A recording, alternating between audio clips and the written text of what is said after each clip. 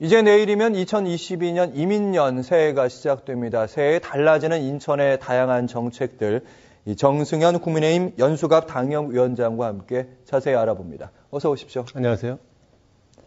네, 새해에 달라지는 인천의 정책들, 특히 이 교통 분야에서 인천 시민들이 받는 혜택이 크게 늘어난다고 하는데요. 어떤 변화인지 소개해 주시죠. 예, 지금 말씀대로 우선 교통 분야에서 많은 변화가 있을 거로 예상이 되는데요. 우선 영종도에 사시는 주민들의 공항철도 이용요금이 대폭 할인됩니다. 이게 기존의 독립요금제 운임 체계에서 수도권 통합 환승요금 수준으로 변경이 되기 때문에 약 절반까지 할인될 것으로 예상이 됩니다. 그리고 또 하나는 인천의 섬 주민들의 여객선 운임도 할인되는데요. 내년 3월부터 이 섬 주민들이 여객선을 이용할 경우에 시내버스 요금 같은 1,250원을 부담하면 타실 수 있게 그렇게 됩니다.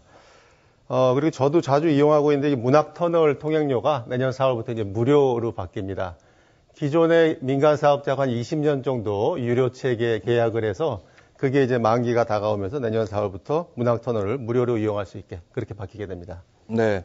교통 분야뿐만 아니라 사회복지 분야에서도 인천 시민들에게 들어가는 혜택 늘어납니다. 특히 복지 정책을 많이 강조하고 있는데요. 어떤 정책들이 바뀌게 됩니까? 그렇습니다. 우선 인천을 포함한 우리 대한민국의 가장 큰 숙제 중에 하나가 저출산 문제 해결이라고 생각을 하는데요.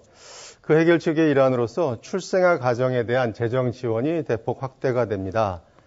출생아 가정에게 1년간 최대 560만 원이 지급되게 됩니다.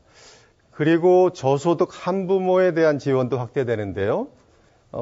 한부모 가족 아동 양육비를 월 10만 원에서 20만 원으로 2배 늘리게 됩니다.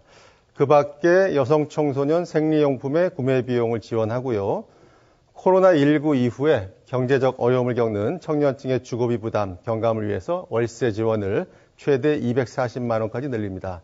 그리고 요즘 주식 투자라든가 부동산에 관심이 많은 청년들이 많이 늘고 있는데요. 네. 그 청년들을 위해서 이 주식 투자에 대한 요령이라든가 부동산 지식 이런 걸 아주 맞춤형으로 컨설팅하는 재정 컨설팅도 시행될 예정으로 있습니다. 네, 하나하나 정책들을 보면 꼭 도움이 필요한 분들에게 혜택이 갔으면 하는 바람도 있고 시대별로 중요한 것이 무엇인지가 달라지고 있다. 그런 생각도 좀 듭니다. 예. 자, 주제를 바꿔서 인천시가 국내 처음으로 2011년 9월에 도입한 닥터 헬기 얘기해 보겠습니다. 운항 10주년 맞았는데 닥터 헬기 그동안 어떤 성과가 있었습니까? 예, 인천은 168개의 섬으로 구성되어 있는 굉장히 섬을 많이 가지고 있는 그러한 광역단체인데요. 이 중에서 44개의 섬에 사람들이 살고 있습니다. 그래서 여기서 응급 환자가 발생하면은 주위에 병원이 없기 때문에 이제 목숨을 위협받게 되고 그러는데요. 이런 문제를 개선하기 위해서 약 10년 전에 국내 최초로 인천에서 닥터 헬기를 도입하게 되었죠. 지난 10년 동안의 실적을 보면 약 1,500명의 환자를 위기에서 구했다고 합니다.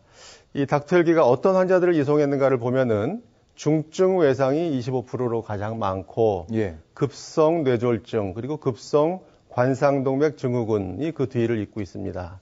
이 닥터 헬기가 출동할 지역을 보면 역시 섬으로 구성된 옹진군이 42%로 가장 많고요. 다음으로 강화와 영종 그리고 연륙교로 연결하는 도서지역 한 18%. 그리고 33% 정도는 인천의 닥터 헬기가 서해안, 충남권 지역으로 출동했던 그런 실적도 있습니다. 네. 일단 인천뿐만 아니라 충남까지 커버를 하는 닥터 헬기인데 10년간 운항된 닥터 헬기 성과도 많았습니다. 아무래도 운영 시스템 처음 도입하면서 해년마다 조금씩 그 운항 횟수가 늘긴 했는데 네. 어떤 과제도 있었을 것 같아요? 물론 그렇습니다. 지난 기간 동안을 살펴보면은요, 닥터 헬기의 출동 상황이 전부 다 출동했던 것이 아니라 약 절반 가까운 40%에서 50%는 출동 불가로 대처를 못했던 그러한 기록들이 있습니다. 특히 지난해부터 보면은 출동 불가였던 게 기각을 했거나 중간에 중단했던 그런 얘기인데요. 네. 이런 출동 불가 비율이 지난해부터 약 50%를 넘었다고 해요. 그래서 이 헬기 운영 시스템을 개선해야 한다는 지적이 꾸준히 최근에 제기되고 있습니다. 그 기각과 중단의 사유를 보면은 가장 많은 한 52% 정도가 기상이 너무나 안 좋아서 기상적 요인이 가장 많았고요. 그 다음에 이제 의학적 요인으로 그것이 약 18% 정도, 그리고 임무 시간이 부족해서 대처를 못한 것이 약 한 16% 정도를 차지합니다. 그래서 이러한 문제들을 지적을 했을 때 그 해당 부처인 보건복지부에서는 이 의학적 요인이라든가 기상적 요인은 이게 불가항력이기 때문에 이거를 중단 건수를 줄이기 힘들다라는 답변을 하고 있고요. 예. 따라서 임무 시간 부족과 같은 이런 문제를 우선적으로 개선하겠다. 따라서 우선적으로 임무 요원을 좀 더 확충할 필요가 있다라는 말씀을 드릴 수가 있고요. 또 철저한 24시간 운항 체제, 그리고 운행 거리를 단축하기 위해서 중간 어딘가에 계류장을 하나 또 지정한다든가 이러한 보완책이 필요하리라고 생각이 됩니다. 네, 조종 인력에 대한 얘기도 있는 거고 계류장을 지금 말씀하셨는데 닥터 헬기 계류장, 그러니까 이착륙장이 현재 인천에 있는 부평구 일신동에 있는 항공부대 안에 있습니다. 주민들은 아무래도 소음 피해 민원을 제기할 수밖에 없는 건데 인천시가 이제 계류장을 이전하는 걸 검토하고 있다고 하더라고요. 그렇습니다. 인천시는 2016년부터 이제 국방부와 협의를 통해서 부평의 일신동 505 항공부대 내 닥터 헬기 계류장을 운영해 왔는데요. 이 닥터 헬기는 응급 상황이 발생했을 때 일신동 계류장에서 출발해서 권역 응급의료센터가 있는 가천대 길병원에 도착을 해서 의료진을 태우고 현장으로 출동해 왔습니다. 그러다 보니까 이 헬기 소음으로 이 부평의 부계동이라든가 일신동 주민들이 크게 피해를 많이 봐왔고요. 그래서 지속적으로 이 계류장 이전을 요구해왔던 게 사실입니다. 더군다나 최근에는 이 인천 내 예비군 훈련장이라든가 3보급단 또는 공병부대까지 이 지역으로 또 이전한다고 하니까 주민들이 더더욱 지금 화가 나 있는 상황인데요. 그래서 주민들은 타 지역 군부대를 이쪽으로 이전하면 절대 안 된다는 반대 목소리를 내고 있고요. 하지만 일각에서는 군부대가 이전할 수밖에 없는 상황이라면 이 소음을 유발하고 있는 항공부대나 닥터 헬기, 계류장만이라도 옮겨야 한다. 네. 이러한 의견도 나오고 있는 상황입니다. 네, 이번에는 인천 포커스 마지막 소식, 경인고속도로 지하 사업이 예비 타당성 조사 대상 사업의 선정에 100을 넘지 못했다.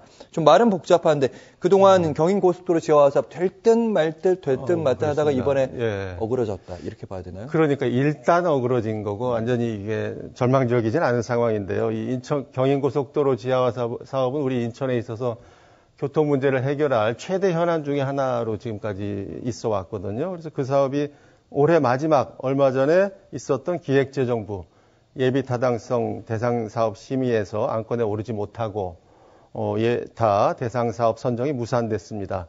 그 원인을 보면 주무부처였던 국토부가 돌연 이 사업에 대한 예타 조사 신청을 철회했기 때문으로 보이는데요. 국토부는 올해는 이게 무산이 됐지만 내년 2분기에 다시 기재부에 예타 조사 신청하겠다. 이런 방침을 전해왔습니다.